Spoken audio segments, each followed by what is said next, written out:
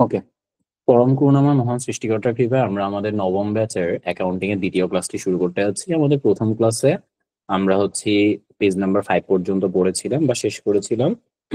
এখন যথারীতি আমরা পেজ নাম্বার 6 থেকে শুরু করব।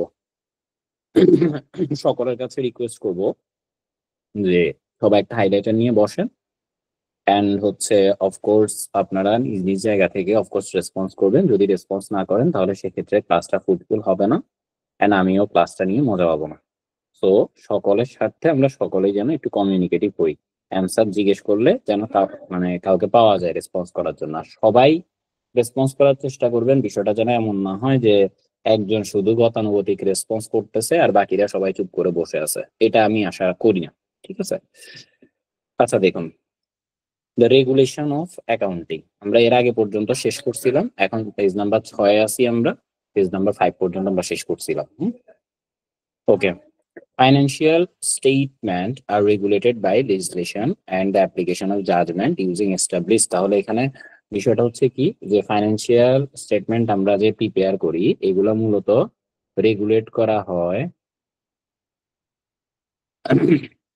আইনের দ্বারা, সাথে অ্যাপ্লিকেশন অফ জাজমেন্টের দ্বারা। মানে কিছু জাজমেন্ট এখানে থাকে, যে ধরেন আপনি কোনো একটা স্ট্যাপল মেশিন বা স্ট্যাপলার মেশিন, এটাকে আপনি কি অ্যাসেট হিসেবে দেখাইবেন নাকি এক্সপেন্স হিসেবে চার্জ করে দিবেন, এগুলো জাজমেন্টের বিষয়। হ্যাঁ, তো এগুলা জাজমেন্ট এগুলো ইউজ করা হয় কি, using established accounting concept, accounting and financial reporting standards, generally accepted accounting principles, and the need for fair presentation। অর্থাৎ আপনি যখন একটা ফাইন্যান্সিয়াল স্টেটমেন্ট প্রিপেয়ার করতে যাবেন, সেখানে আপনার নিম্নোক্ত বিষয়গুলোর উপস্থিতি থাকতে হবে। এবার আসুন জেনারেলি অ্যাকসেপ্টেড অ্যাকাউন্টিং প্রিন্সিপালস বা গ্যাপ।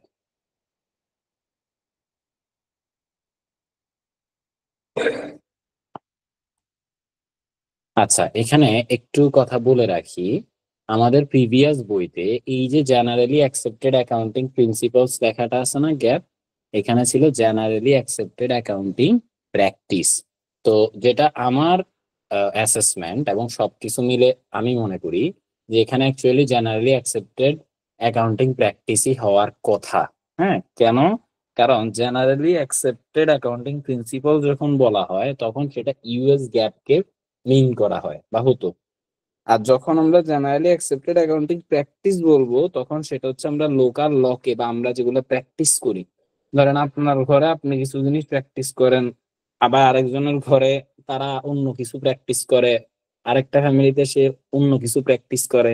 হ্যাঁ, তো সেক্ষেত্রে যার যার জায়গায় সে নিজে যেটা প্র্যাকটিস করে ওইটাকে প্র্যাকটিস বলা হয়। মানে লোকাল যে সকল ল গুলো আছে এগুলাকে বলা হয় প্র্যাকটিস, আর ইউএস গ্যাপ যেটা ওইটাকে বলা হচ্ছে প্রিন্সিপালস। সো এখানে প্র্যাকটিস হওয়া মোর অ্যাপ্রোপ্রিয়েট। ঠিক আছে? তো আমরা এখানে একটা কাজ করব, আমরা এখানে প্র্যাকটিস লিখে রাখি বা আপনারা চাইলে লিখে রাখেন। হ্যাঁ, প্র্যাকটিস, PRACTICE। এবার আসুন তাহলে গ্যাপ রুল কিভাবে আসে, মানে এই যে গ্যাপ যেটা প্র্যাকটিসের কথা বলতেছি, এই যে এটা এই যে জেনারেলি অ্যাকসেপ্টেড অ্যাকাউন্টিং প্র্যাকটিস, এই যে এটা। হ্যাঁ, তো এটা কোত্থেকে আসে? এটা আসে আপনার লোকাল ল, মানে কোম্পানিজ অ্যাক্ট, তারপর আপনার local and international accounting and financial reporting standard, stock exchange listing requirement, custom and practice, মানে যেগুলা কিনা আমাদের লোকাল যে সকল জিনিসপত্রগুলো আছে ওইগুলা নিয়ে। এবার আসেন লেজিসলেশন, এখানে কি বলছে, লিমিটেড। ট্যাক্স আসবে, ট্যাক্স। হ্যাঁ, আসতে পারে, লেবার ল আসতে পারে। হুম, কিন্তু মানে ট্যাক্সের এখানে সাথে, মানে আমি এই জন্য বললাম, কারণ আইএস বা আইএফআর এর সাথে কিন্তু আমাদের দেশের ইনকাম ট্যাক্স ল কিন্তু সাম এক্সটেন্ট ডিফার করে। হ্যাঁ হ্যাঁ হ্যাঁ, আসবে, মানে আমাদের লোকাল যে সকল জিনিসপত্রগুলো আমরা ফলো করি সেটাই এখানে আসবে। ঠিক আছে, এখানে সবগুলার কথা মেনশন করে নাই আর কি। ওকে, ওকে। এবার দেখেন লেজিসলেশন এখানে কি বলছে, limited companies are required by the companies act 1994। এটা অবশ্যই কোম্পানিজ অ্যাক্ট 1994 ফলো করতে হবে যদি সেটা লিমিটেড কোম্পানি হয়। লিমিটেড কোম্পানি মানে কিসের লিমিটেড? আমরা যদি বলি যে লিমিটেড কোম্পানি, Partnership limited.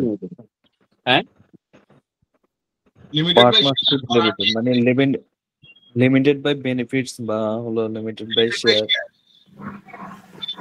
আচ্ছা, লিমিটেড বাই শেয়ার, লাইবিলিটিটা লিমিটেড, কি লিমিটেড? লাইবিলিটি লিমিটেড, ঠিক আছে। তো আমরা যদি বলি যে লিমিটেড, তো এখন লিমিটেড তো অনেক কিছু হইতে পারে, খাওয়া দাওয়া লিমিটেড, রেভিনিউ জেনারেশন করা লিমিটেড, তারপরে কস্টের লিমিটেড, সেলস এর লিমিটেড, তাই না? এখন আপনাকে বলতে হবে যে কিসের লিমিটেড? লাইবিলিটি লিমিটেড, ঠিক আছে। লাইবিলিটি লিমিটেড বাই শেয়ার, ওকে। এবার আসেন limited liability companies are required by Companies Act 1994 to prepare and publish financial statement annually. অর্থাৎ কোম্পানিজ অ্যাক্ট 1994 অনুসারে আপনাকে অবশ্যই অ্যানুয়ালি ফাইন্যান্সিয়াল স্টেটমেন্ট প্রিপেয়ার করতে হবে। Their form and content are, আচ্ছা এটা দাগানো হয় নাই, their form and content are regulated by legislation but must comply with accepted accounting and financial reporting standard. For limited liability companies, this means compliance with IFRS standard, মানে IFRS স্ট্যান্ডার্ডের সাথে compliance রাখা। আচ্ছা, এটা একটা কথা এখানে লেখা আছে, তা আমি বলে দিচ্ছি। ধরেন যদি কখনো বিষয়টা এমন হয় যে আপনি IFRS এবং লোকাল ল দুইটার মধ্যে কনফ্লিক্ট হচ্ছে, মানে একটার সাথে একটাতে প্রবলেম হচ্ছে, আপনি IFRS বলতেছে একটা, লোকাল ল বলতেছে আরেকটা, তাহলে আপনি কোনটাকে মানবেন? লোকাল ল লোকাল লকে মানবেন, এবং সেটা হচ্ছে লোকাল লকে মানবেন, এবং সেটা এই হচ্ছে বিষয়। কারণ আপনার তবে IFRS বলে যে লোকাল ল যেন তাদের জিনিসটাকে অ্যাবজর্ব করে নেয়, ঠিক আছে। এটা জাস্ট IFRS সাজেস্ট করে, কিন্তু বাধ্যতামূলক মানতে হবে এমন কোনো বিষয় নেই। এই গেল একটা কথা। সেকেন্ড কথা হচ্ছে, হ্যাঁ ভাইয়া এটা একটু আবার বলবেন। বলছি যে ধরে IFRS বলছে একটা, IFRS বলছে একটা, আর লোকাল লতে বলছে আরেকটা, দুইটা আলাদা আলাদা। তাহলে আপনি কি করবেন? উত্তর হচ্ছে তাহলে আমি IFRS কে কি করব? ফলো করব, লোকাল লকে করব, যদি লোকাল ল আর IFRS কে ভিন্ন কথা বলে, ঠিক আছে। কিন্তু IFRS এ বলা আছে যে লোকাল ল যেন আস্তে আস্তে তাদেরকে মেনে নেয়। বোঝা গেছে? জি ভাইয়া। এরপরে কি হলো? Their form and content are regulated by legislation but must comply with accepted accounting and financial reporting standard. এগুলো তো বলছি শেষ। এবার আছে না অ্যাকাউন্টিং স্ট্যান্ডার্ড। প্রফেশনাল কাজ যেন নয়েজ আসতেছে, আয়েশা সিদ্দিকার। আচ্ছা, এরপর হচ্ছে যে প্রফেশনাল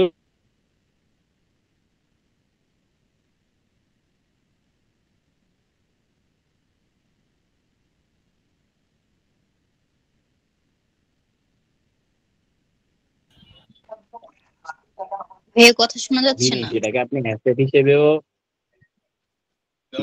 শোনা। অ্যাকাউন্টিং স্ট্যান্ডার্ড থেকে কিছু শুনি নাই। আচ্ছা ঠিক আছে, একটা মিনিট দাঁড়াও, আমি দেখি কিসের সাথে কানেক্টেড আছে। ঠিকই কোথায় কথা এখন শোনা যায়? শোনা যাচ্ছে ভাই এখন।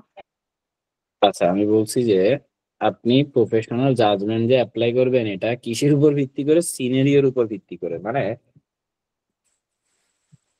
ধরেন আপনি একটা অ্যাসেট, ধরেন একটা গাড়ি কিনছেন, একটা গাড়ি, অ্যাসেট ফ্যাসেট বললাম না, আপনি একটা গাড়ি কিনছেন। এখন এই গাড়িটারে আপনি বিক্রি করার জন্য কিনছেন, তাহলে এই গাড়িটা কি সম্পদ? না, এটা তো প্রোডাক্ট বা পণ্য, তাই না? আবার এই গাড়িটা আপনি ইউজের জন্য কিনছেন, তাহলে সেটা কি সম্পদ? তাহলে দুইটাই তো সেম জিনিসই ছিল, একটা গাড়ি ছিল, তাই না? তো কোনটা সম্পদ আর কোনটা পণ্য, এটা ডিপেন্ড করছে কিসের উপরে? সিনারিওর উপরে না? জি এক্স্যাক্টলি। তো এখানে এটাই বলছে, professional judgement is applied by the accountant based on their interpretation of a scenario which can lead to subjectivity in accounting. In order to deal with some of this subjectivity and to achieve comparability between organization accounting standards are developed. এখন কথা হয়েছে যদি কোনো ধরনের, আবার noise আসতেছে কার, যদি কোনো ধরনের স্ট্যান্ডার্ড না থাকতো, মানে স্ট্যান্ডার্ড কেন আছে এটা বলা হয়েছে। তো স্ট্যান্ডার্ড আছে কারণ স্ট্যান্ডার্ড থাকার কারণে আপনি যেটা করতেছেন, আমিও সেই সিস্টেম ফলো করতেছি, এক্সও সেই সিস্টেম ফলো করতেছে, পিও সেই সিস্টেম ফলো করতেছে, এও সেই সিস্টেম ফলো করে ফাইন্যান্সিয়াল স্টেটমেন্ট প্রিপেয়ার করতেছে। যদি কোনো স্ট্যান্ডার্ড না থাকতো, যে যার যার মতো করতো, তাহলে কি কম্প্যারিজন করা যেত? যেত না। তো স্ট্যান্ডার্ড ডেভেলপ করা হয়েছে যাতে করে সেটাকে কম্পারেবল করা যায়। ঠিক আছে, আমরা স্ট্যান্ডার্ড ফলো করি বা অ্যাকাউন্টিং এ স্ট্যান্ডার্ড জানা হয়েছে এই কারণে যাতে করে কম্পারিজন করা যায়।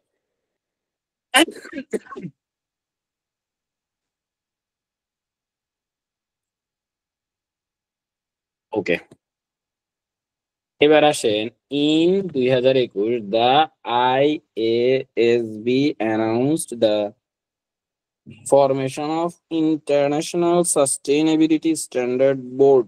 অর্থাৎ 2021 সালে নতুন করে আরেকটা বোর্ড নির্মাণ মানে অ্যানাউন্স করছে আইএসবি, সাস্টেইনেবল বোর্ড। মানে এটার কাজ হচ্ছে কি, আমরা আগে সবসময় ফাইন্যান্সিয়াল স্টেটমেন্ট আছে নাকি নাই এগুলা নিয়ে দেখতাম, আর রিপোর্টিং হয়তো গোয়িং কনসার্নের, তাই না?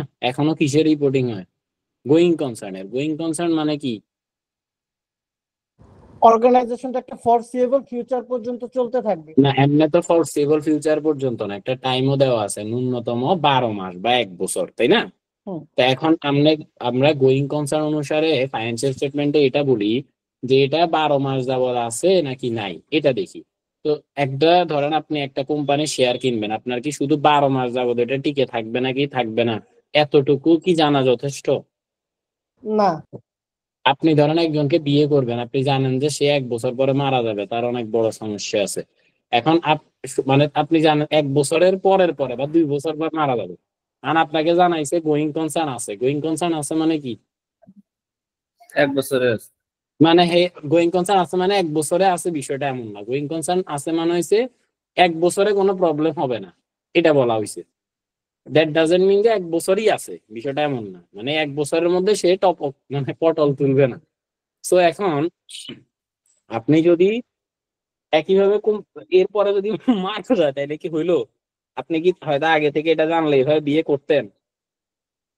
মানে এক্সের ভালোবাসাবাসি, ঠিক আছে, তা আপনি তো করতেন না। তাইলে একটা কোম্পানির বেলা কেমনে আপনি শুধু আগামী 12 মাসের মধ্যে এই কোম্পানির কিছু হবে না এতটুকু জেনে, এতটুকু ইনফরমেশন আপনার জন্য যথেষ্ট হইতে পারে? সো এটার জন্য আইএসবি চিন্তা করছে যে না, আসলে এতটুকু ইনফরমেশন দিলে শেয়ার হোল্ডারদের জন্য সমস্যা হয়ে যায়, কিংবা পোটেনশিয়াল শেয়ার হোল্ডারদের জন্য। তারা তো আর শুধু 1 বছরের জন্য জিনিসটাতে ইনভেস্ট করবে না। তো এই কারণে তারা সাস্টেনেবিলিটি রিলেটেড স্ট্যান্ডার্ড বের করতেছে, এবং তখন ম্যান্ডেটরি রিকোয়ারমেন্ট থাকবে যে এটা সাস্টেনেবল কিনা। মানে এখন রিকোয়ারমেন্ট আছে 12 মাসের মধ্যে কোনো প্রবলেম হইব কিনা এটা জানানো, আর তখন রিকোয়ারমেন্ট থাকবে যে ওই প্রতিষ্ঠান এর পরবর্তীতেও সাস্টেন করবে কিনা। আমরা কি বুঝাইতে পারছি হ্যাঁ দাদা, বুঝতে কেন পারছি। সাস্টেনেবিলিটি স্ট্যান্ডার্ড বাইরে হইতেছে? ওকে, তো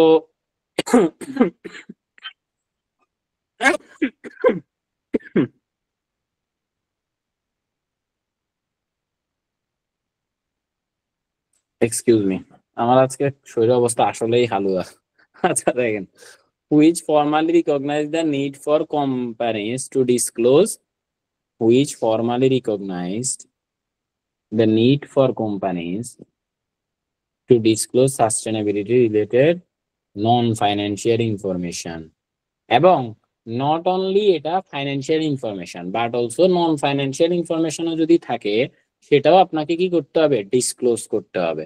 ফর এক্সাম্পল ধরেন আপনার প্রতিষ্ঠান খুব ভালো চলতেছে, খুবই ভালো চলতেছে, কেমন ধরেন আমাদের এই যে নোবেল প্রফেশনাল একাডেমি, হ্যাঁ, তো এটা মোটামুটি কি খারাপ চলতেছে না ভালো চলতেছে? আচ্ছা ধরে নিলাম মডারেট চলতেছে, আপনাদেরকে না জিজ্ঞেস করি। আচ্ছা, তো এখন ধরেন আহ এই যে ধরেন যেভাবেই চলুক না কেন, এখন কোন একটা ধরেন নোবেল প্রফেশনাল একাডেমি যিনি মানে লিডে আছে, ওনার যদি কোনো একটা বিশেষ রোগ হয়, তো তাহলে সেক্ষেত্রে এটা কি প্রতিষ্ঠানের সাস্টেনেবিলিটিতে ইম্প্যাক্ট পড়বে না? হ্যাঁ দাদা, পড়বে। পড়বে। কিন্তু এটা তো হচ্ছে নন ফাইন্যান্সিয়াল ইনফরমেশন, তাই না? হ্যাঁ হ্যাঁ হ্যাঁ, তো তার মানে সাস্টেনেবিলিটি স্ট্যান্ডার্ডে যদি কোনো নন ফাইন্যান্সিয়াল ইনফরমেশন থেকে থাকে যেটা কিনা আপনার সাস্টেনেবিলিটি ক্ষেত্রে ইম্প্যাক্ট পড়ে, সেগুলোও ডিসক্লোজ করার কথা বলা আছে। তবে সেটা এখন পর্যন্ত ম্যান্ডেটরি না, সামনের দিকে আসবে, এখনো আসে নাই। ঠিক আছে, এবার আসেন ইন্টারন্যাশনাল ফাইন্যান্স। এবার ওই যে আরো একটা, এটা তো খারাপ কথা দিয়ে বুঝাইলাম, ভালো কথা দিয়ে হইতে পারে। সেটা হচ্ছে ওই যে আমি যে আমার ক্লাসে বলছিলাম নন ফাইন্যান্সিয়াল ইনফরমেশনের একটা উদাহরণ, মনে আছে? জি, বিয়ে করলে কি বলছিলাম? বিয়ে করলে এক্স্যাক্টলি, ওই যে কোনো এক বিখ্যাত ব্যক্তিবর্গের কারোর সাথে যদি বিয়ে হয়ে যায় তাইলে, তাই না? তো তাহলে এটাও তো নন ফাইন্যান্সিয়াল, কিন্তু এটাও সাস্টেনেবিলিটিতে ইম্প্যাক্ট পড়বে না? তখন আরো বেশি সাস্টেনেবল হয়ে যাবে, তাই না? জি হুম।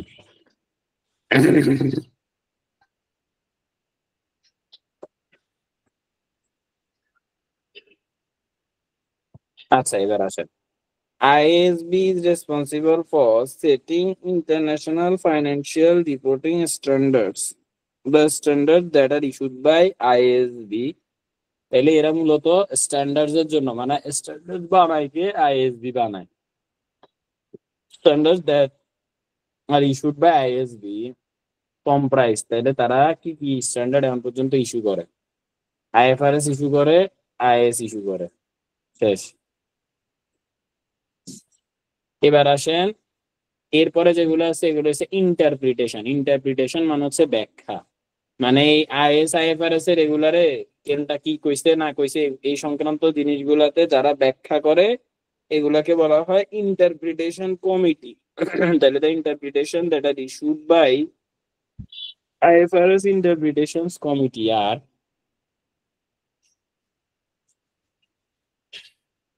এখানে SIC এর এত দরকার নাই, জাস্ট আপনি মনে রাখলেই চলবে। ঠিক আছে, বেশি ডিটেলসে গেলে মাথা খুলে যেতে পারে। সো জাস্ট এটা মনে রাখেন যে IFRS ইন্টারপ্রিটেশন কমিটি এই দুইটার ইন্টারপ্রিটেশন দিয়ে থাকে। আর ইন্টারপ্রিটেশন মানে হচ্ছে ব্যাখ্যা দেওয়া, মানে কোন একটা স্ট্যান্ডার্ড সম্পর্কে সঠিক ব্যাখ্যা দেওয়া। IAS IFRS standards have the same status, দুইটা মানে সেমই বলছে, শুধু এখানে পার্থক্যটা হচ্ছে যে মেবি 2001 সালের পরে যেগুলো আছে এটার উপরে লেখা আছে ISS simply older standards those published since 2001, মানে 2001 এর পর্যন্ত যেগুলা দিছে ওইগুলাতে কি ছিল? IAS না না না, 2001 এর আগের গুলা AIS ছিল। হ্যাঁ, আর 2001 এর পরে যেগুলো হয়েছে, মানে 2001 থেকে যেগুলো হয়েছে এগুলো হয়েছে IFRS standard। দাদা ঠিক আছে, মানে একটা কোশ্চেন, বলেন বলেন বলেন। প্রশ্ন যদি আসে যে এখন থেকে কি আর IAS কি পাবলিশড হবে, অ্যানসার কি হবে? না না না না, মানে হবে না। একের পর থেকে আর IAS বলবো না, সব IFRS, যা বেরোবে সব IFRS। হ্যাঁ হ্যাঁ, এখন যা আসবে সব IFRS আসবে, আর IAS আসবে না। কোশ্চেনটা আবার একটু বুঝিয়ে দিবেন? কি কোশ্চেনটা আবার একটু বুঝিয়ে দিবেন, নেটে একটু বেঁধে আসছে। ভাইয়া বলছে যে আমাদের যদি ইন ফিউচার কোনো স্ট্যান্ডার্ড বের হয় সেটাকে কি আমরা IFRS বলবো? IAS কি আর বের হবে না? তো উত্তর হচ্ছে হ্যাঁ, আমরা এটাকে IFRS ই বলবো, IAS আর বের হবে না, এটাই ছিল। 2003 এর পর 2001 এর পর থেকে, তাই তো? একের পর থেকে যাই আসছে IFRS, তাই তো? এর আগে আসলে পরে এর আগে SIS আসলে পরে মানে কি এর আগে আসবে নাকি? এসেই তো গেছে, তাই না? জি তো জি এর আগে যেগুলো আসছিল ওইগুলোই তো IAS, আর এর পরে যা আসছে সব IFRS। এখন ভাই বলছে এখন যেগুলো আসবে এগুলা কি, তো এখনকার গুলারে কি বলবে তাহলে? IFRS। আচ্ছা, হ্যাঁ এখন শেষ, এটাই। আচ্ছা দেখেন, এরপরে কোথায় ছিলাম? The conceptual framework set out the conception that underlie the preparation and presentation of financial statement. তাহলে কনসেপচুয়াল ফ্রেমওয়ার্ক, এখানে একটা জিনিস মাথায় রাখেন, যখন পরীক্ষা হলে কনসেপচুয়াল ফ্রেমওয়ার্কের কথা বলবে তখন অপশন হবে প্রিপারেশন এন্ড প্রেজেন্টেশন, আর যখন শুধু IAS 1 বলবে তখন উত্তর হবে শুধুমাত্র প্রেজেন্টেশন। বুঝা গেছে? হ্যাঁ দাদা, বুঝতে পারছি। কি একটু দাদা আবার লাইনটা আরেকবার বলছি, যদি প্রশ্নের মধ্যে কনসেপচুয়াল ফ্রেমওয়ার্ক বলে, কি বলে? কনসেপচুয়াল ফ্রেমওয়ার্ক, তাহলে প্রিপারেশন এন্ড হ্যাঁ প্রেজেন্টেশন। হ্যাঁ, আর যদি IAS 1 বলে তাহলে শুধু হচ্ছে কি শুধু প্রেজেন্টেশন, শুধু শুধু প্রেজেন্টেশন, ঠিক আছে? ওকে, এবার হচ্ছে IFRS standard steam from the concept set out in the conceptual framework. তাইলে IFRS স্ট্যান্ডার্ড গুলো আসতেছে মূলত যে কনসেপ্টটা কনসেপচুয়াল ফ্রেমওয়ার্কে সেট করা হয়েছে ওইটার উপর ভিত্তি করে। লাইক বিষয়টা এমন যে আমরা কি বলছি, কনসেপচুয়াল ফ্রেমওয়ার্কে কি আছে বলছি, preparation and presentation preparation and presentation বলছি, তাই না? তো তার মানে এটার মধ্যে দোনোটা জিনিস আছে, ঠিক কি না? তো যেহেতু এটার মধ্যে দোনোটা আছে, তো তার মানে IS এ যেহেতু একটা আছে, সো দ্যাট মিনস IS টা তো অবশ্যই কনসেপচুয়াল ফ্রেমওয়ার্কের সাথে ইনলাইন করেই রাখতে হবে, তাই না? ঠিক কি না? হ্যাঁ। তো এরপর হচ্ছে যে although some standards were developed prior to conceptual framework, যদিও কিছু কিছু স্ট্যান্ডার্ড মানে কিছু কিছু IAS সেটা কনসেপচুয়াল ফ্রেমওয়ার্ক হওয়ার আগেই হয়ে গেছিল, কিন্তু হওয়ার পর থেকে যা হবে সব কনসেপচুয়াল ফ্রেমওয়ার্কের সাথে মিল রেখে হবে, ঠিক আছে?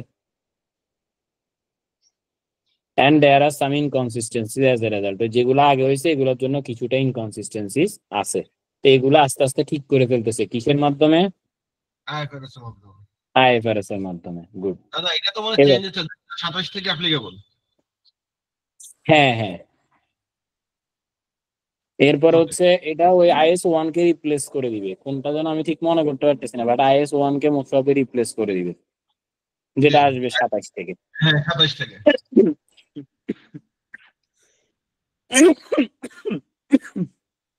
আচ্ছা, ট্রু অ্যান্ড ফেয়ার ভিউ, আমরা ট্রু অ্যান্ড ফেয়ার ভিউর কথাই বলছিলাম যে ট্রু মানে হচ্ছে কি যেখানে সবগুলা জিনিস হচ্ছে সত্য, কোনো উল্টাপাল্টা জিনিস নাই, আর ফেয়ার মানে কি যেটা ফেয়ারলি প্রেজেন্ট করা হয়েছে, ঠিক আছে? দুইটাকে আমরা যদি আলাদা আলাদা প্রকাশ করি, কিন্তু সেটা কখনো মানে আপনার অডিট রিপোর্টে বা ওপিনিয়নে কখনো ট্রু এবং ফেয়ার আলাদা আলাদা আসবে না, তারা সব সময় একে অপরের সাথে যায়, ঘুরতে বেরোয় বা একে অপরের সাথে থাকে। তো এই ক্ষেত্রে হচ্ছে যে ট্রু অ্যান্ড ফেয়ার তার মানে সবসময় একসাথে বলবে, এটা কখনো আলাদা আলাদা বলবে না, বলবে না যে এখানে ট্রু ভিউ আছে ফেয়ার ভিউ নাই, অথবা ফেয়ার ভিউ আছে ট্রু ভিউ নাই, এটা বলতে পারবে না, একসাথে বলতে হবে true and fair view. Either কোনো একটা কিছু মিসিং থাকলে একটাও নাই, আর কোনো একটা কিছু মানে সবকিছু থাকলে বলবেন যে আছে, এই হচ্ছে বিষয়। Financial statement are required to give a true and fair view or fair present fairly in all material respect. Are required to true and fair view in all material respect the financial result of the entity. These terms are not defined and tend to decided in the court of law on the fact. অর্থাৎ এখানে বলছে true আর fair view নিয়ে court of লতে আলাদা করে কোনো কিছু বলে নাই যে মানে এটা মানে ট্রু এটা মানে ফেয়ার এভাবে করে বলে নাই। তবে কনসেপচুয়াল ফ্রেমওয়ার্কে মানে কিছু জিনিসপত্র বলছে কোনটা কোন জায়গায় কি বলছে। কনসেপচুয়াল ফ্রেমওয়ার্কে একটা কথা বলছে, কোম্পানিজ অ্যাক্ট 1994 একটা কথা বলছে, আর IS 1 একটা কথা বলছে। কনসেপচুয়াল ফ্রেমওয়ার্কে কি বলছে? Conceptual framework states that if financial information is to be useful,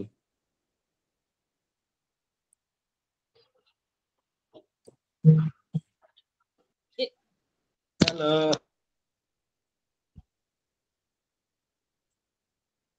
it must be relevant and faithfully present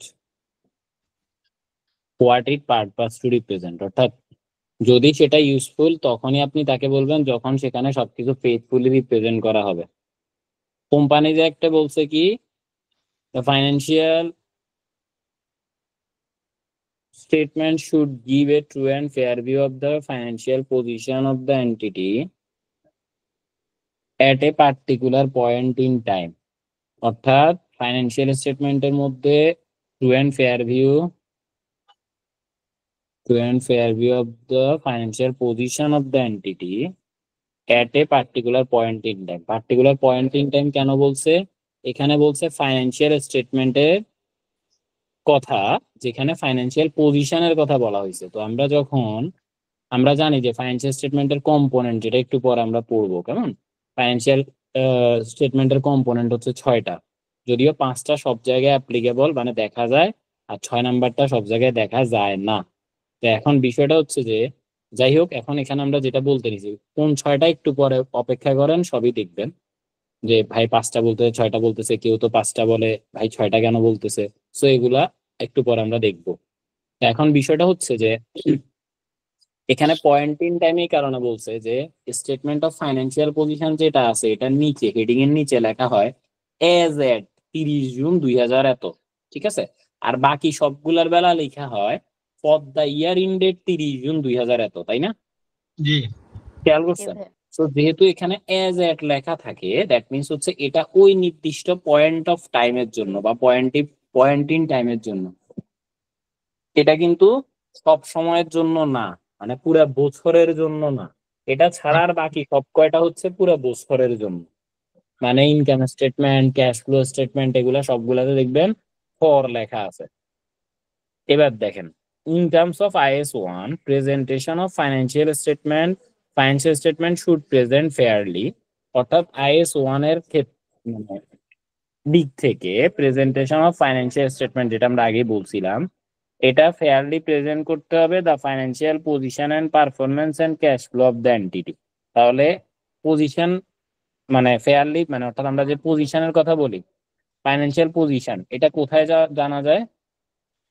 একটা প্রতিষ্ঠান ফাইন্যান্সিয়াল পজিশন ক্যাশ ফ্লোতে, স্টেটমেন্ট অফ ফাইন্যান্সিয়াল পজিশন থেকে বা ব্যালেন্স শিট থেকে। ফাইন, ফাইন্যান্সিয়াল পারফরমেন্স কোত্থেকে বোঝা যায়? ক্যাশ ফ্লো থেকে। না না, ফাইন্যান্সিয়াল পারফরমেন্স বোঝা যায় হচ্ছে ইনকাম স্টেটমেন্ট থেকে। কিসের থেকে? ইনকাম স্টেটমেন্ট থেকে ফাইন্যান্সিয়াল পারফরমেন্স বোঝা যায়। আর ক্যাশ ফ্লো বোঝা যায় ক্যাশ ফ্লো স্টেটমেন্ট থেকে। বোঝা গেছে? ওকে।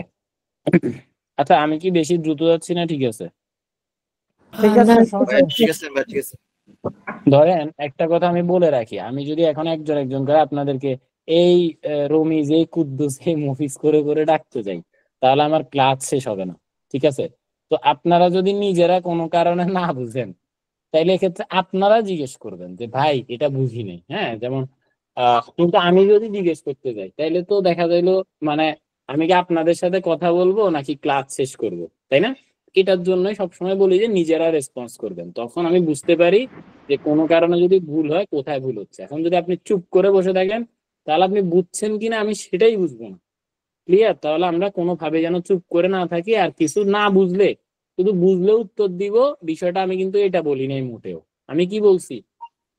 বুঝলেও উত্তর দিব, না বুঝলেও উত্তর দিব যে ভাই বুঝি নেই, ঠিক আছে? তবে দাদা, বলেন। পয়েন্ট ইন টাইম একটা কথা ছিল, সেটা বুঝিনি। আচ্ছা ঠিক আছে, এটা এবার আমি অবশ্যই বুঝাই দিচ্ছি। তবে আরো একটা কথা ওই ল ক্লাসে বলছিলাম, জানি না আপনি করছেন কিনা। ওইটা হচ্ছে আমি যখন বিমান আকাশে উড্ডয়নের দিকে মানে বিমান চালু করে দিব, তখন কিন্তু বউ বলেন গার্লফ্রেন্ড বলেন যেই নিচে থাকুক না কেন আমি আর উঠাইতে দিব না, শেষ।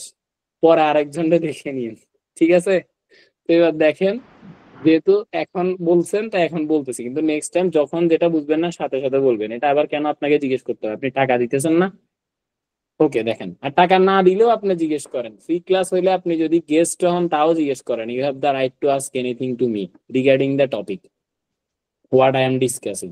এবার কথা হচ্ছে যে ভাই বলছে point in time. Point in time মানে হচ্ছে ধরেন ফাইন্যান্সিয়াল স্টেটমেন্টস এর মধ্যে যতগুলো স্টেটমেন্টের কথা বলা হয় সবগুলার মধ্যে দেখবেন, ধরেন বলছে ইনকাম স্টেটমেন্ট লেখা আছে ফর দ্য ইয়ার ইন্ডেড, দেখবেন যে লেখা আছে ক্যাশ ফ্লো স্টেটমেন্ট লেখা আছে for the year ended, owner security statement লেখা আছে ফর দ্য ইয়ার ইন্ডেড। কিন্তু ব্যালেন্স শিটের বেলা বা স্টেটমেন্ট অফ ফাইন্যান্সিয়াল পজিশনের বেলা লেখা আছে যে এজ এট 30 জুন এত। এজ এট মানে কি?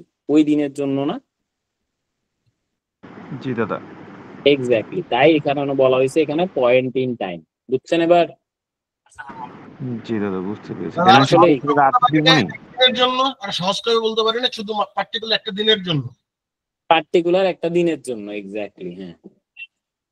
তো যেহেতু এখানে একটা পার্টিকুলার একটা দিনের জন্য সিনারিও আপনাকে দেখানো হয়, তাই এটাকে বলা হয় ফাইন্যান্সিয়াল স্ন্যাপশট। স্ন্যাপশট মানে কি? আমরা ছোটবেলায় দেখবেন আমরা যখন ছোট ছিলাম শাবানা আলমগীরের মুভি দেখতাম আর কি। আপনারাও ছোট, মানে আমিও ছোট আপনারাও ছোট যখন ছিলেন আর কি, এখন তো এগুলো চলে না।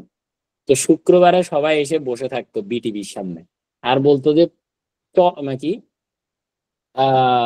চলচ্চিত্র চলচ্চিত্র এটা বলতো, তাই না?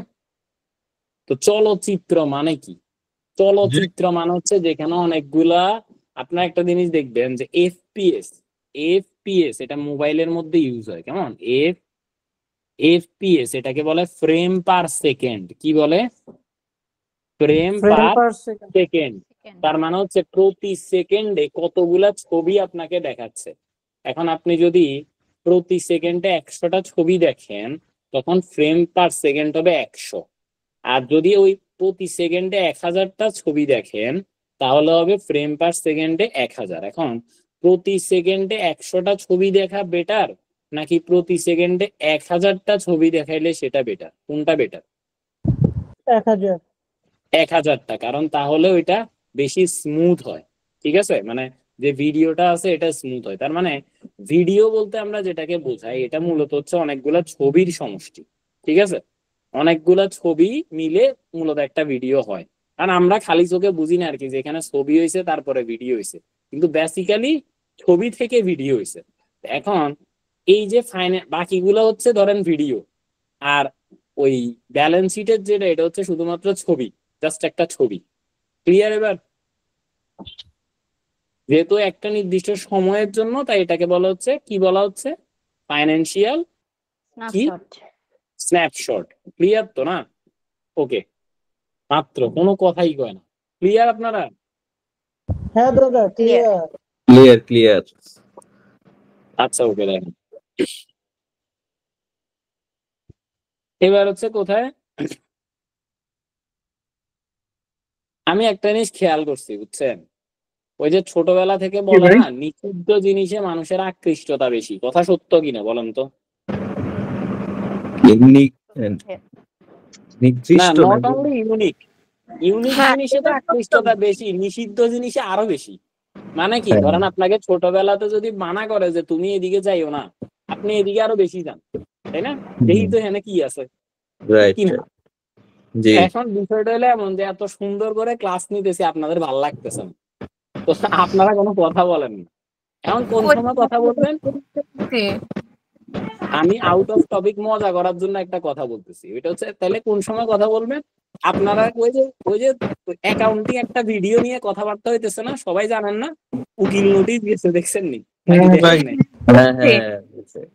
কে কে দেখেন নাই দেখি হাত তোলেন তো।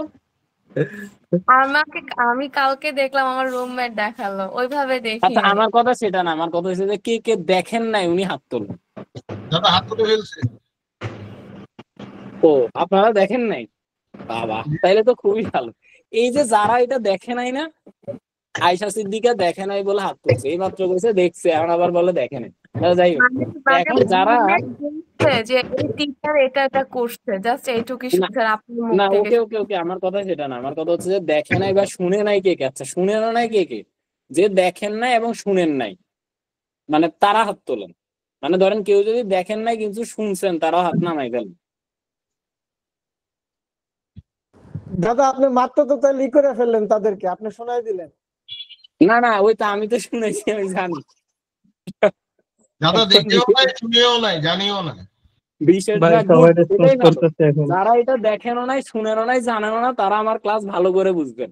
আর যারা দেখছেন বা শুনছেন, তাদের তো ওই যে কি বলবো, আর কিছু বলার নাই, ওই যে পাপন সাহেবের মতো, কি আর বলবো।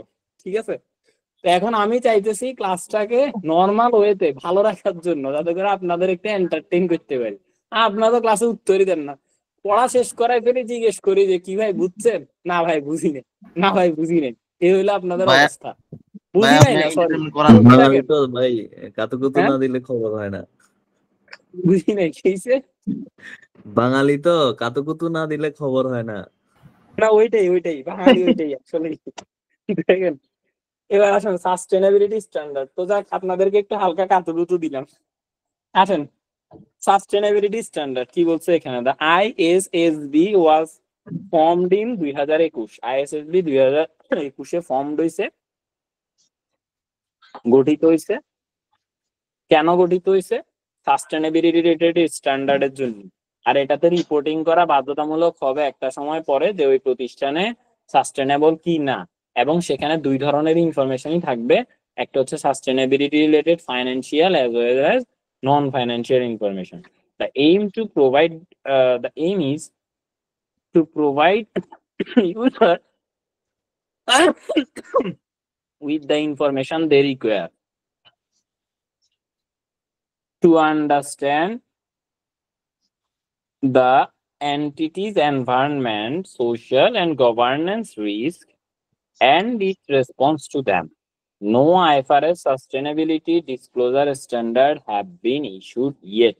মানে এখন পর্যন্ত এগুলো আসে নাই, সামনে আসবে কথা বলছে, ঠিক আছে? ISSB was formed by IFRS Foundation in 2021. 2021 আর কি।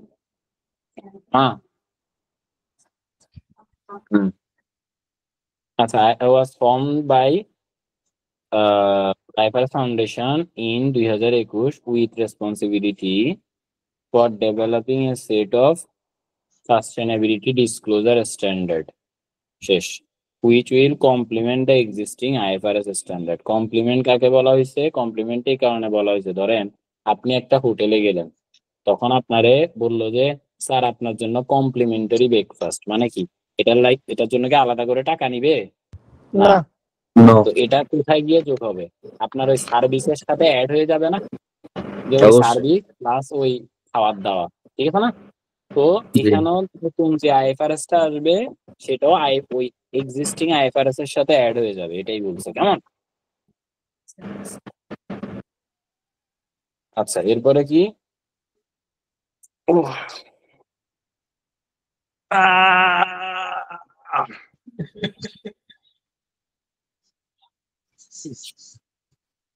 কি করে এসব? হ্যালো ভাই, প্রচুর শরীর ব্যথা করতেছে বুঝছেন? আচ্ছা দেখেন, আপনি বলছেন কি করে এসব আমারে বলছেন বস? না না ভাই, আমি ভাবছি অন্য কেউ মনে হয় ইয়া করছে। না না, ইচ্ছা আমি করছি, আমার মানে মারাত্মক লেভেলের মাথা ব্যথা দিতেছিল। দেখেন, ওকে ভাবছি মনে হয় মাইক মিউট না কইরা মানে ভুলে গেছে, চিল্লাচিল্লি করতেছে। না না, ইটস ওকে। হ্যাঁ দেখেন,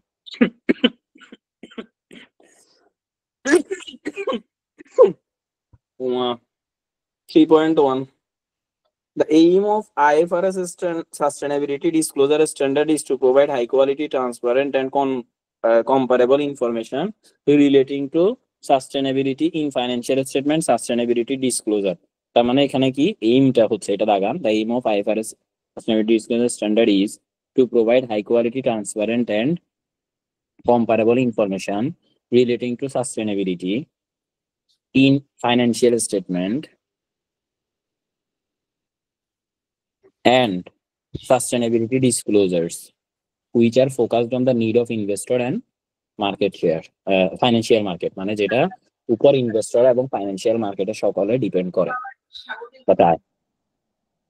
The intention is for ISSB to cover a range of environment, social and governance, যেটা আমরা বলছিলাম যে সাস্টেনেবিলিটিকে প্রকাশ করার জন্য এটা কি, ইএসজিটা কি, আজকেও বিজনেস ফাইন্যান্স ক্লাসে বলছিলাম কি ক্রাইটেরিয়া। গুড, তাহলে হচ্ছে ESG sustainability topics on which investor want information. It will begin with the climate related disclosure. এটা climate related disclosure দিয়ে স্টার্ট হয়, due to the urgency regarding climate related matter.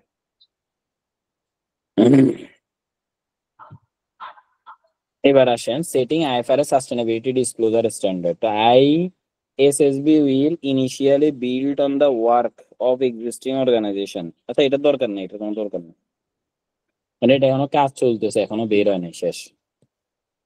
এবার আসেন খুবই গুরুত্বপূর্ণ জায়গা, যেখানে আমরা বলতেছিলাম 6টা, কেউ বলে 5টা, কেমনে কি, এগুলো নিয়ে কথা হবে এখন। হ্যাঁ, আসেন কি বলছে, financial statement prepared under IFRS standards collectively comprise A statement of financial position. হ্যাঁ দেন না, financial statement prepared under IFRS standards collectively comprise statement of financial position, statement of profit or loss and other comprehensive income, statement of changes in equity, statement of cash flow, notes and certain circumstances, a revised statement of financial statement from earlier period. এই যে revise যেটা আছে এটাই হচ্ছে 6 নাম্বারটা। তাহলে এটা কখন দরকার হয়? ধরেন আপনার কোনো একটা কিছুকে ঠিক করতে হবে, যেটা আগে থেকে ভুলে আসছিল, আগে থেকে ঠিক করে আসার দরকার। ধরেন ফাইন্যান্সিয়াল স্টেটমেন্টে এমন অনেক কিছু আছে যেটা কিনা পূর্বে থেকে ঠিক করে আসতে হয়, আবার এমন অনেক কিছু আছে যেটা কিনা আগে যা করছেন এ বছর থেকে সামনের দিকে ঠিক করে করবেন। তো যেটা আপনাকে পূর্বে থেকে ঠিক করে আসতে হবে এটাকে বলে রেট্রোস্পেক্টিভ ইফেক্ট। কি বলে? Retrospective effect. Retrospective effect. আমি লিখতেছি রেট্রোস্পেক্টিভ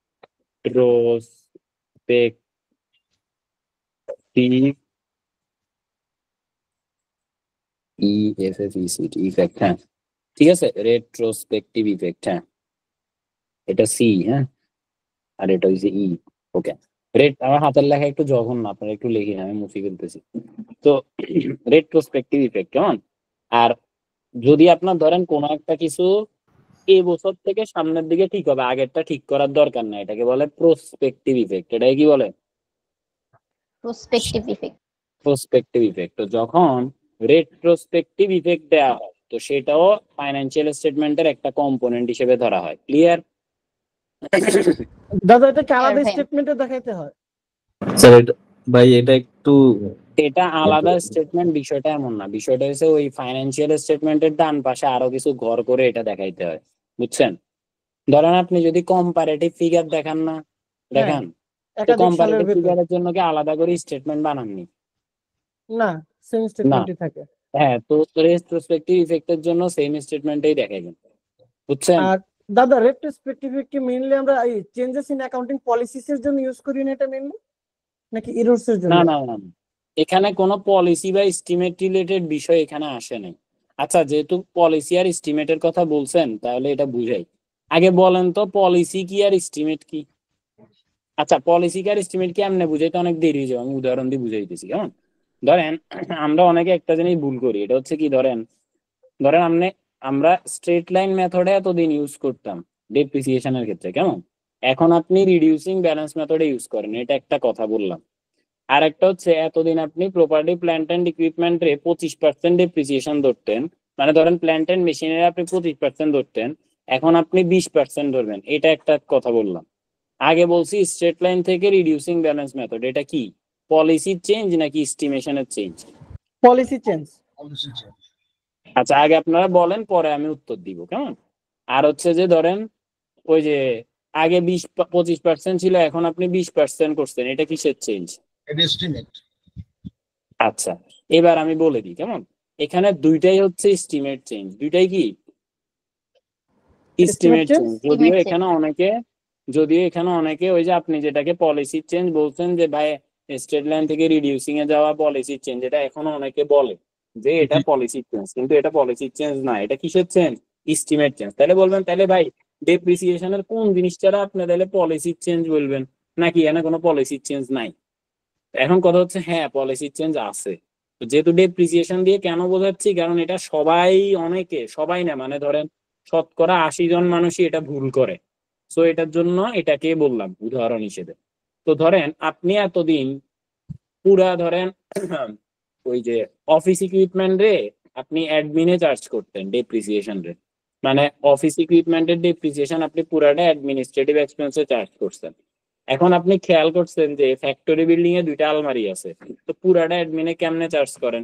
তা আপনি চিন্তা করছেন যে 30% আপনি ওই টোটাল যে অফিস ইকুইপমেন্টের ডেপ্রিসিয়েশন ওইটা 30% আপনি কস্ট অফ সেলস এ চার্জ করবেন, 70% আপনি অ্যাডমিনে চার্জ করবেন। এটাই হচ্ছে পলিসি চেঞ্জ। এবার বুঝছেন?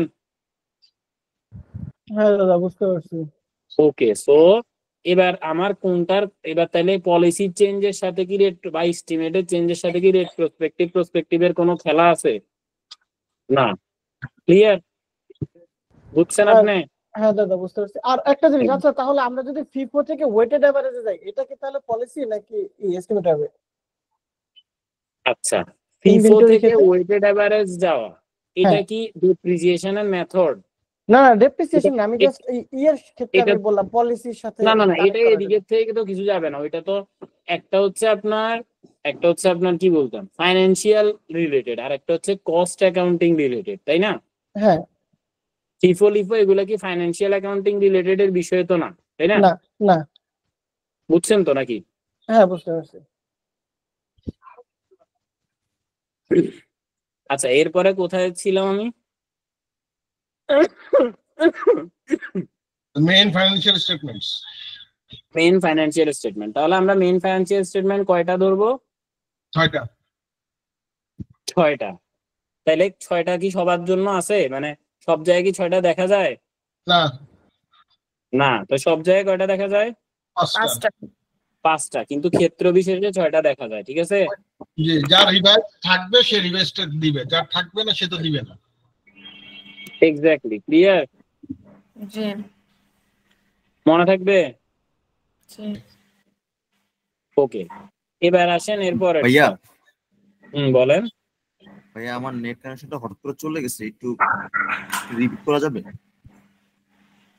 আচ্ছা দেখি যারা যারা শুনছেন তাদের ভিতর থেকে কে কে কথা বলতে চাচ্ছেন হাত তোলেন, তাদের ভিতর থেকে বলাবো এখন। হ্যাঁ নিশাদি বলেন, হ্যাঁ বলেন নিশাদ, ওনার একটু বলেন তো।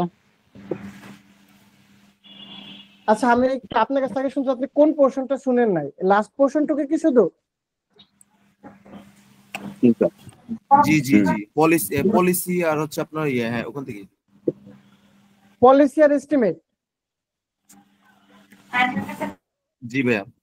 আচ্ছা পলিসি আর এস্টিমেটের ভিতরে যে জিনিসটা হচ্ছে দাদা একটা এক্সাম্পল দিয়ে বোঝাইছে আমাদেরকে ডেপ্রিসিয়েশনের ক্ষেত্রে। এখন ডেপ্রিসিয়েশনের ক্ষেত্রে যে জিনিসটা হয় আমরা হচ্ছে গিয়ে দেখা গেল যে কোনো একটা পার্সেন্টেজ চেঞ্জ করতেছি বা হচ্ছে গিয়ে আমরা মেথড চেঞ্জ করতেছি, এটা হচ্ছে গিয়ে সাধারণত এস্টিমেশনের চেঞ্জ। কিন্তু দেখা গেল যে আমরা হচ্ছে গিয়ে দেখা গেল যে আমার কিছু ম্যাটেরিয়াল ছিল বা হচ্ছে কিছু আসবাবপত্র ছিল যেটা হচ্ছে গিয়া আমার অফিসে ইউজ হচ্ছে, প্লাস হচ্ছে গিয়ে তার ভিতরে কিছু পোর্শন আছে আমার ফ্যাক্টরিতে ইউজ হচ্ছে, তো পুরাটাকে আমি অফিসে দেখাই দিচ্ছি অ্যাডমিনিস্ট্রেশনে, কিন্তু সেটা কিছু পোর্শন আমার হচ্ছে গিয়ে ফ্যাক্টরিতে ইউজ হচ্ছে, তখন আমি সেটা কিছু পোর্শন আমি ফ্যাক্টরিতে দেখাই দিলাম যে কিছু পার্সেন্টেজ এখন থেকে আমি 20% আমি ফ্যাক্টরিতে দেখাবো, বাকিটা হচ্ছে অ্যাডমিনে দেখাবো। এটা হচ্ছে গিয়ে আমার চেঞ্জ ইন হচ্ছে গিয়ে পলিসি। দাদা হচ্ছে এটা আর কি মেইনলি বুঝাইছে, আপনি যেটা মিস করছেন বলতে গেলে। ক্লিয়ার ভাইয়া? হ্যালো। জি ভাইয়া। আচ্ছা ওকে, ক্লিয়ার না হইলেও বলিয়েন। আচ্ছা এবার আসেন এরপরের কথা। আচ্ছা আরো একটা কথা একটু বলি, ওই যে নিশাদ যেহেতু কোশ্চেনটা করছে যে ভাই লিফো ফিফো মেথডের এই বিষয়টা, আচ্ছা লিফো ফিফো মেথডের বিষয়টা একদিক থেকে আসবে, আমি একটু ঘাটাঘাটি করতেছিলাম। সো আইএস 2 তে কি বলা আছে বলেন তো? About inventory, valuation of inventory. Inventory. Okay, তো তার মানে যেহেতু আইএস 2 মানে হচ্ছে ভ্যালুয়েশন অফ ইনভেন্টরি, জি আইএস 2 তে আপনার লিফো ফিফো এগুলা নিয়ে কথা বলা আছে না?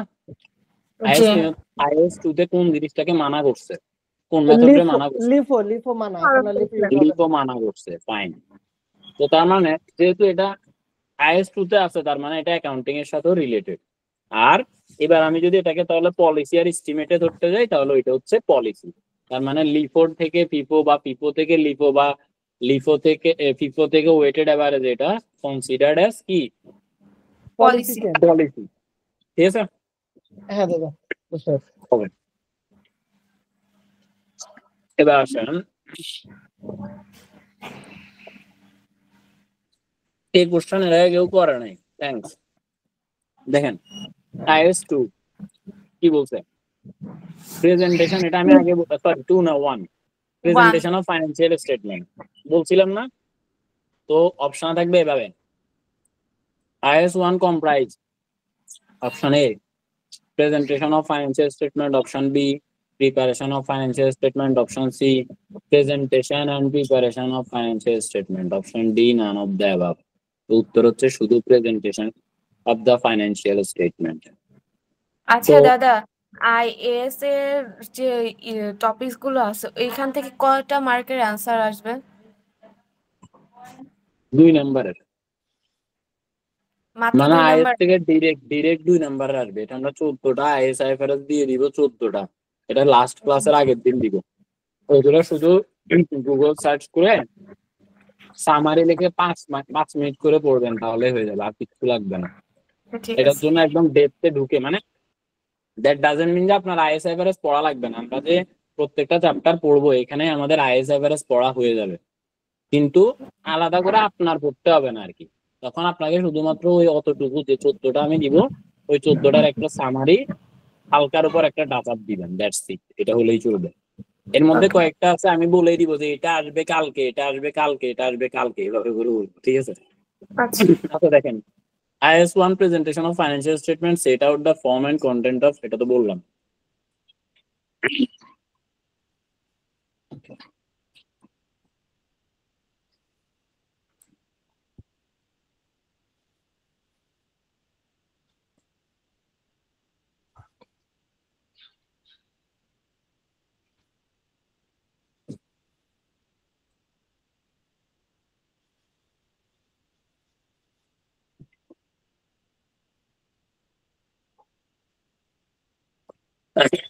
IS1 identifies a complete set of financial statement for a reporting period.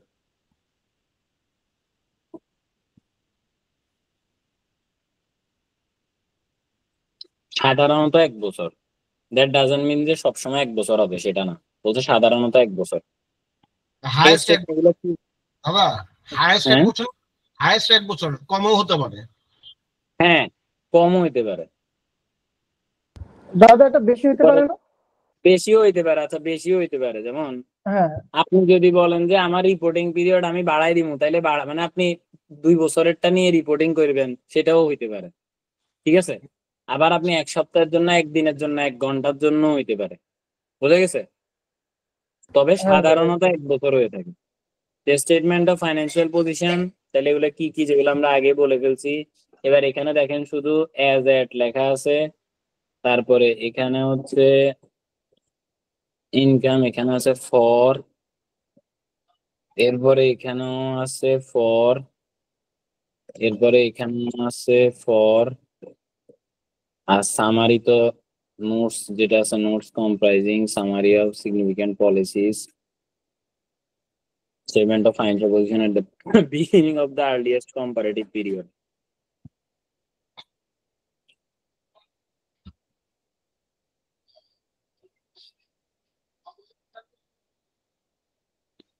When an entity applies an accounting policy retrospectively. আর retrospectively মানে তো বুঝাই দিছি না? হ্যাঁ হ্যাঁ কি ছিল retrospectively? রেট্রোস্পেক্টিভলি হচ্ছে গিয়ে আমার প্রিভিয়াসে যতদূর সম্ভব মানে চেঞ্জ করে আসা, সেটাকে আবার চেঞ্জ করে আসতে হবে। এক্স্যাক্টলি, সেটাকে ঠিক করে করে করে করে সামনের দিকে আসা, এটা হচ্ছে retrospective। Good.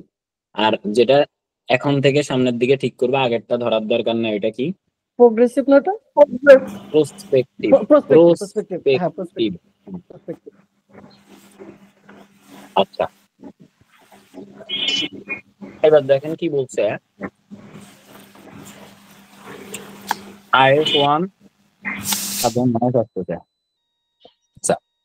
makes a restatement of items in its financial statement and data of items in its financial statement or reclassified items. Okay, এটা ক্লিয়ার করতে দে। এটাই কোশ্চেন করতে যাচ্ছিলাম, কিন্তু ওয়েট করতেছি। হ্যাঁ বলেন, কি কোশ্চেন করতে যাচ্ছেন বলেন। রিস্টেটেড করার জন্যই হচ্ছে কি রিট্রোস্পেক্টিভ এফেক্টটা দেওয়া লাগতেছে।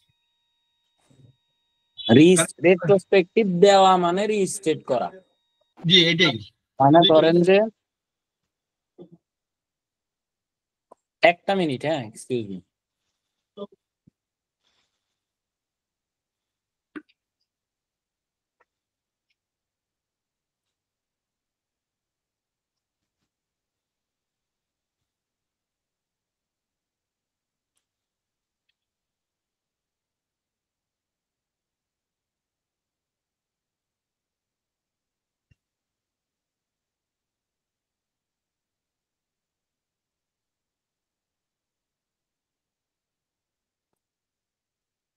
হ্যালো, আমার কথা শোনা যাচ্ছে?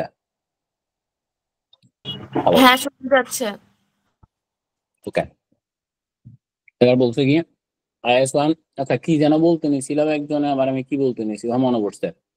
ধরেন রিস্টেট করার জন্য রেট্রোস্পেক্টিভ ইফেক্ট বিষয়টা এমন না, রেট্রোস্পেক্টিভ ইফেক্ট করে ফেললে এটা রিস্টেট হয়ে গেছে, বুঝছেন? জি মানে হইলো যে ধরেন না দাদা, কোশ্চেন হচ্ছে আমি যদি চেঞ্জটা আমি করলাম, কেন করলাম? আমার তো না দিলেও তো হইতো। রিপ্রসপেক্টিভ এফেক্ট দিলাম কেন? আমি নিশ্চয়ই কোনো ভুল ছিল বা কোনো চেঞ্জ ছিল, সেই চেঞ্জটা চেঞ্জ ছিল যে আপনি রেট্রোস্পেক্টিভ ইফেক্ট দিছেন, আর রিফেক্ট দেওয়ার পরে এটাকে বলা হয়েছে রিস্টেট করা। হ্যাঁ ওই মানে ফাইনান্সিয়ালি প্রকাশ হইছে, ওইটা ফাইনান্সিয়ালি আমার ফিগার আউট হইছে এটা, সেজন্য এটাকে রিস্টেট করে ব্যালেন্স ক্যারি ফরওয়ার্ড করে নিয়ে আসতে হচ্ছে। Exactly, clear? তো তার মানে আমি আগে রিস্টেট হইছে, রিস্টেট করব তাই রেট্রোস্পেক্টিভ ইফেক্ট বিষয়টা এমন না, রেট্রোস্পেক্টিভ দিতে হবে বলে সেটা রিস্টেট হয়ে গেছে, বুঝছেন? জি ওকে, এরপর হচ্ছে এটা দেখেন, এটা আমি গত ক্লাসে এমআই তে বলছিলাম যে IS1 make it clear that an entity may use title for the statement other than those used in the standard। মানে স্ট্যান্ডার্ডে তো ওই যে স্টেটমেন্ট অফ ফাইন্যান্সিয়াল পজিশন বলছে, তারপরে স্টেটমেন্ট মানে ওই যে ইনকাম স্টেটমেন্টের জায়গায় কি বলছে, statement of profit or loss and other comprehensive income বলছে, তাই না? আপনি কি আগের নামটা রাখতে পারবেন কি পারবেন না? তখন আমি ওই দিন কি বলছিলাম, আগের নাম রাখতে পারবে যদি না সে চেঞ্জ করে, কিন্তু একবার যদি চেঞ্জ করে ফেলে সেক্ষেত্রে তাকে নতুন নামে থাকতে হবে, পুরাতন নামে আর আসতে পারবে না। এক্স্যাক্টলি, এটা এখন পর্যন্ত বলা আছে। কেমন পরবর্তীতে হয়তো বাধ্যতামূলক করে ফেলবে যে আর আগের নামে রাখতে পারবেন না, বাট এখনো পর্যন্ত বলা আছে যে আপনি যদি কোনো কারণে চেঞ্জ না করে থাকেন তাহলে আপনি রাখতে পারেন, কিন্তু চেঞ্জ করে ফেললে আর ব্যাকে যেতে পারবেন না।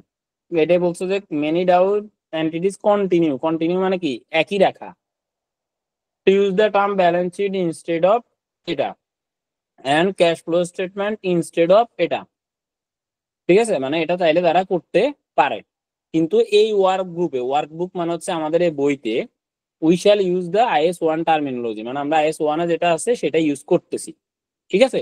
তার মানে এখানে বাধ্যবাধকতা দেয় নাই যে এটা করতেই হবে। এখন আপনি যদি আমাকে বলেন যে ভাই তাহলে আমি এখন পরীক্ষার হলে যদি ইনকাম স্টেটমেন্ট লিখি তাহলে কি আমারে কাটে দিব, উত্তর কি বলেন তো?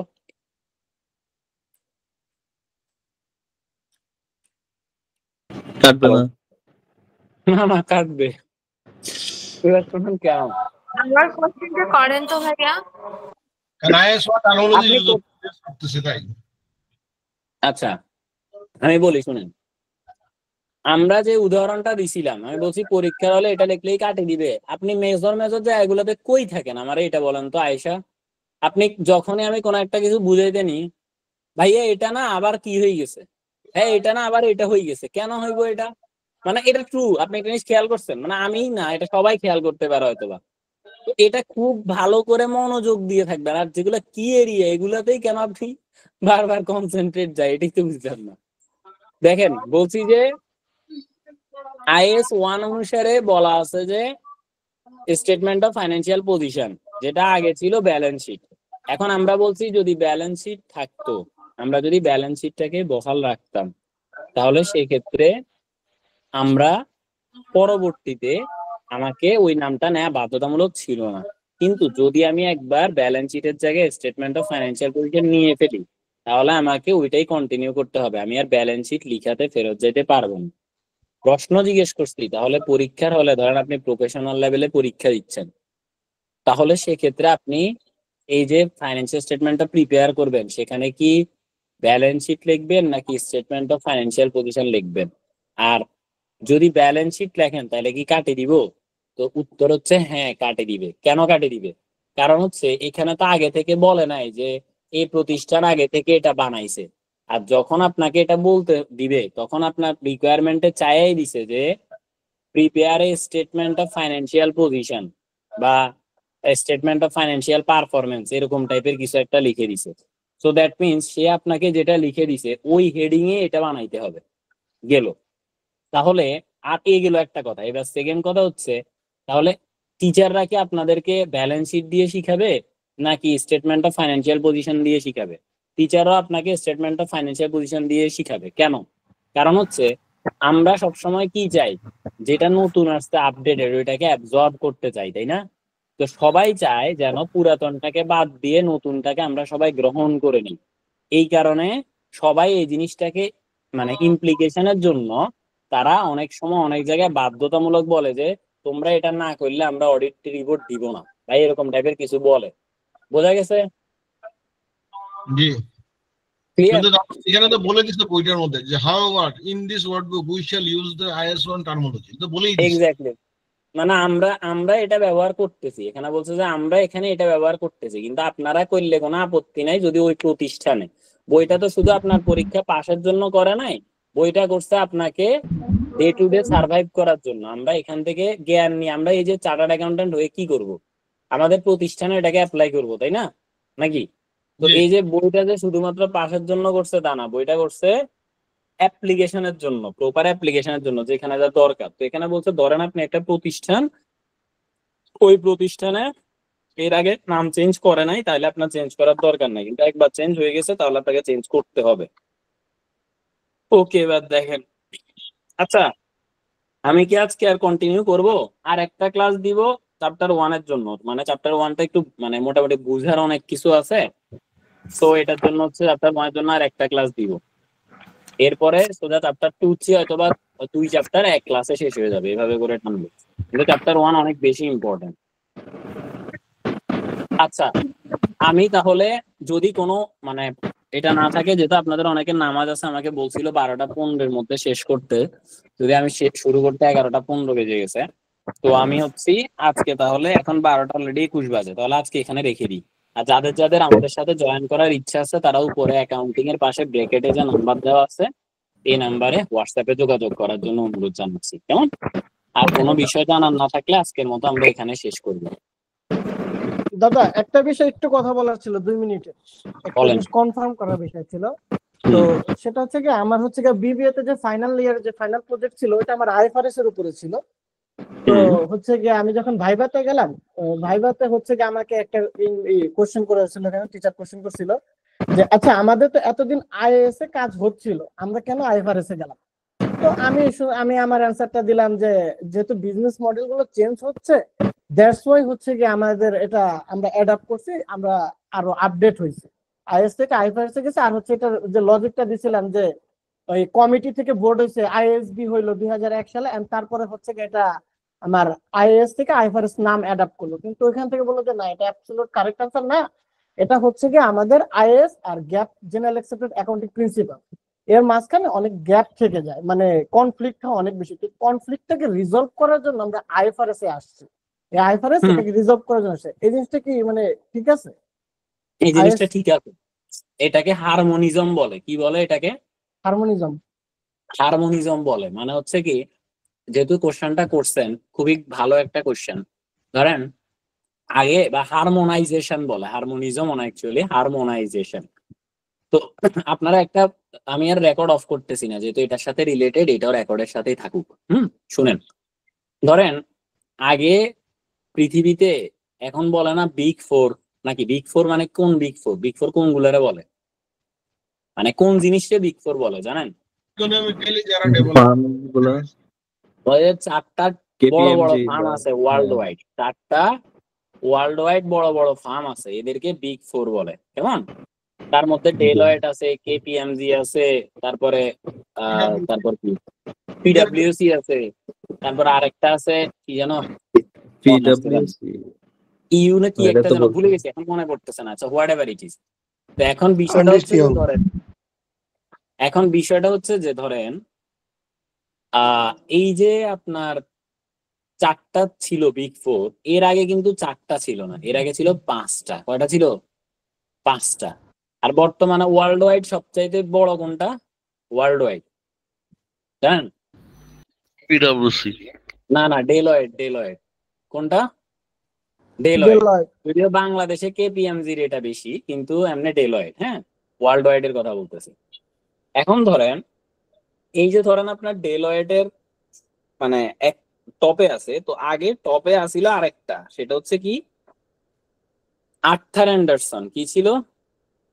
Arthur Anderson. আর্থার অ্যান্ডারসন, ঠিক আছে।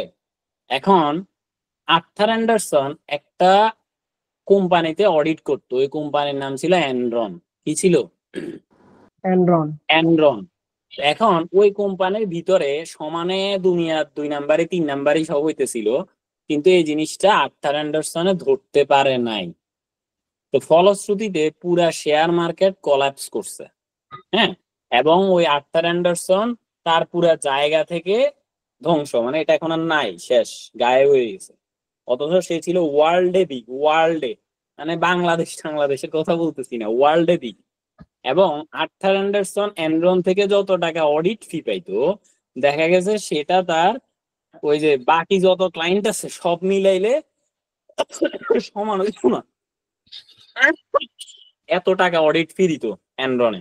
তো তাইলে এবার বুঝেন যে এনরনে যে অডিট ফি দিত, এটা হইতে পারে যে বাংলাদেশে মানে এখন যত চার্টার্ড অ্যাকাউন্টেন্সি ফার্ম আছে যত, সবগুলারে যোগ করলে যত টাকা অডিট ফি হবে, মানে পায় তারা প্রতি বছর ইনকাম করে, তার থেকেও বেশি এনরন কোম্পানিটা আর্থার অ্যান্ডারসনকে ফি দিত। তাইলে চিন্তা করেন যে কত বড় কোম্পানি ছিল ওইটা। এখন ওই জায়গার ভিতরে অনেক ধরনের প্রবলেম ছিল যেটা ধরতে পারে না এবং কোল্যাপস হয়েছে। তো ওইটা মাল্টিন্যাশনাল কোম্পানি ছিল। এখন ধরেন আপনার এবার তাহলে এই যে এই জিনিসটাকে রদ করার জন্য ইউএসএ তে একটা জিনিস আসছে, সেটা হচ্ছে সারবানাস-অক্সলে অ্যাক্ট। আর ইউকে তে একটা জিনিস আসছে, এটা হচ্ছে ইউকে টার্নবুল রিপোর্ট। ঠিক আছে, দুইটা আলাদা আলাদা জিনিস আসছে। এখন ধরেন এই যে ওই আমি আজকে পড়ানোর সময় বলছিলাম না, গ্যাপ বলতে জেনারেলি অ্যাকসেপ্টেড অ্যাকাউন্টিং প্রিন্সিপাল, যেটা এটা মূলত ইউএস গ্যাপ কে বোঝায়, বলছিলাম। হ্যাঁ দাদা বলছিলেন। হ্যাঁ, আর হচ্ছে আইএস-আইএফআরএস, ওইটা আলাদা জিনিস। তো গ্যাপ হচ্ছে যেটা ইউএস গ্যাপ, ওইটা ফ্লেক্সিবল না, ওইটাতে ধরেন যা বলা আছে তাই করতে হবে। মানে এখানে যদি বলা হয় স্ট্যাপলার মানে হচ্ছে এটা হচ্ছে এক্সপেন্সে চার্জ করতে হবে, মানে এক্সপেন্সে চার্জ করতে হবে। এটা আপনি জাজমেন্ট করে অ্যাসেটে দিবেন না এক্সপেন্সে দিবেন, এটা ধরার কোনো কারণ নেই। এটা কি অনুসারে? ইউএস গ্যাপ অনুসারে, ইউএস গ্যাপ অনুসারে, ইউএস গ্যাপ অনুসারে, হ্যাঁ, মানে যেটা অ্যাকাউন্টিং অ্যাকসেপ্টেড প্রিন্সিপালস। হ্যাঁ, এই যে আপনি যেটা বলছে সেটাই দিতে হবে, এটাকে বলা হয় রুলস বেসড। কি বলা হয়? Rules based. রুলস বেসড, ওকে। আর আইএস-আইএফআরএস যেটা, ওইটা হচ্ছে যে আপনার সিচুয়েশনের উপর ভিত্তি করে আপনি দেখাইবেন। সো এটাকে বলে প্রিন্সিপাল বেসড। কি বলে? Principal based. Principal based. এখন ধরেন কোন একটা কোম্পানি, এটা ধরেন আমেরিকাতে আছে, আবার ওই কোম্পানি ধরেন মানে এটা তো আছে কি বলে যুক্তরাজ্যেও আছে, মানে যুক্তরাষ্ট্রেও ওই কোম্পানি আছে, যুক্তরাজ্যেও ওই কোম্পানি আছে। এখন এই জায়গায় হিসাব করতে গেলে তাহলে কি করবে, তাই না? তো এই জিনিসটাকে ঠিক করার জন্য তারা চিন্তা করছে যে হারমোনাইজেশন জরুরি। আর এই হারমোনাইজেশনটাকে ঠিক মানে অব্যাহত রাখতে বা হারমোনাইজেশনটাকে সঠিক রাখতেই মূলত পরবর্তী আইএস-আইএফআর মানে ওই যে আইএফআরএস যেগুলো, এগুলো আস্তে আস্তে করে আসতেছে। এবার বুঝছেন? হ্যাঁ দাদা বুঝতে পারছি। একদম মানে আপনাদেরকে কেন এটা আসলো একদম গোড়া থেকে বললাম যে এটার কারণে এটা হইছে, এটার কারণে এটা হইছে, এরপরে এটা হইছে, তারপরে এটা হইছে। এই হচ্ছে ওভারঅল এক্সপ্লেনেশন। আচ্ছা দাদা, আর্থার অ্যান্ডারসনের যেটা বললেন, এটা আনুমানিক কত সালের ঘটনা? কত সালের দিকে? আমি ভুলে গেছি, এখন মনে পড়তেছে না। গুগলে এনরন লিখলে চলে আসবে। ও আচ্ছা, ঠিক আছে। কিন্তু দাদা শুনছি, হ্যাঁ, ওনার অডিটরের নাম কিন্তু শুনছি। অডিটরের নাম হচ্ছে আর্থার অ্যান্ডারসন। হ্যাঁ শুনেছি, এটা সেটা বললাম। হ্যাঁ হ্যাঁ হ্যাঁ, না ওই যে এটাও শুনবেন, এই যে এনরন অ্যাফেয়ার লিখলে সব চলে আসবে যে কি হয়েছে না হয়েছে ডিটেল, শুধু লেখেন এনরন অ্যাফেয়ার, এটা লিখলে হয়ে যাবে। এনরন মানে হচ্ছে ENRON, এনরন, শেষ। ওকে দেন, তো আজকের জন্য আমরা তাহলে এখানেই রাখতেছি, কেমন? আর যদি কারো আমাদের সাথে অ্যাড হওয়ার ইচ্ছা থাকে, উপরে যে অ্যাকাউন্টিং এর পাশে ব্র্যাকেটে নাম্বার দেওয়া আছে, এই নাম্বারে যোগাযোগ করার জন্য অনুরোধ জানাচ্ছি। ধন্যবাদ সবাইকে। ENRON, আমি লিখে দিচ্ছি, দাঁড়া। ENRON, এনরন স্ক্যান্ডাল 2001 হয়েছে, অক্টোবর 2001। এই যে এনরন, ঠিক আছে। ওকে ওকে দেন, তো সবার অনুমতি নিয়ে আজকের মতো আমরা এখানেই সমাপ্তি ঘোষণা করছি। সবাইকে ভালো থাকবেন। আসসালামু আলাইকুম। ওয়ালাইকুম আসসালাম।